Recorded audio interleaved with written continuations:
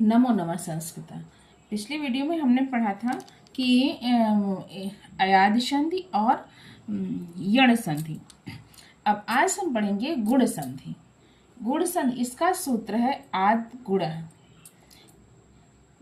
आद गुण इसका सूत्र कैसे बनता है? इसमें शब्द अ आ इत्यनयोः पश्चात इ उ रि री वेति वर्ण आगच्छति चेत क्रमशः ए ओ अर अल वा भवति। कि अगर अ आ इसके पश्चात के पश्चात अगर ई उ री री इत्यादि वर्ण आते हैं तो उनके स्थान पर क्या हो जाएगा? क्रमशः ए ओ अर अल हो जाता है। जैसे अब हम इसको कैसे जानेंगे कि ए ओ अर अल कैसे होगा? बताते हैं। देव धन इंद्र, देवेंद्र। अब यहाँ पे देव व में अ है और इधर ई है, तो अ और ई मिलकर ए हो जाएंगे, तो हो जाएगा देवेंद्र।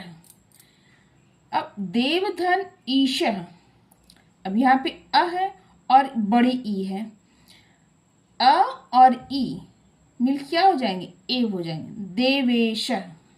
यहाँ पे छोटी यहाँ पे बड़ी, तो ये दोनों मिलाकर क्या हो जाएंगे? ए हो जाएगा। यहाँ पे बताया गया आ के बाद अगर ई आता है तो उसके स्थान पर ए हो जाता है। छोटी या बड़ी आए तो उसके स्थान पर ए हो जाता है। और पर धन उपकार, परोपकार। अब अ के बाद उ आया है, तो अ के बाद उ आएगा तो उसके स्थान पर ओ हो जाएगा, परोपकार। इसी प्रकार महाधन उर्मी, आ के बाद उ आया है, यहाँ बड़ा आ आया है और फिर उसके बाद बड़ा उ आया, तो इस यहाँ भी ओ हो जाएगा। महोर्मी, यदि आ के बाद उ और बड़ा हुआ है तो ओ हो जाएगा। देवधन ऋषि है, देवधन ऋषि, अ के बाद री आए तो अर हो जाता है, बोलते हैं देवधन ऋषि देवर्षि है। तव धन ऋकार है, अ या आ के बाद अगर री आता है तो उसका अल हो जाता है।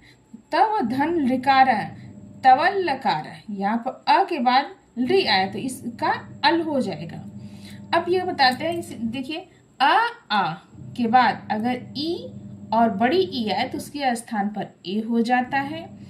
आ के बाद धन उ और बड़ा हुआ तो उसके स्थान पर ओ हो जाता है। आ के बाद अगर री आए तो उसके स्थान पर अर हो जाता है। आ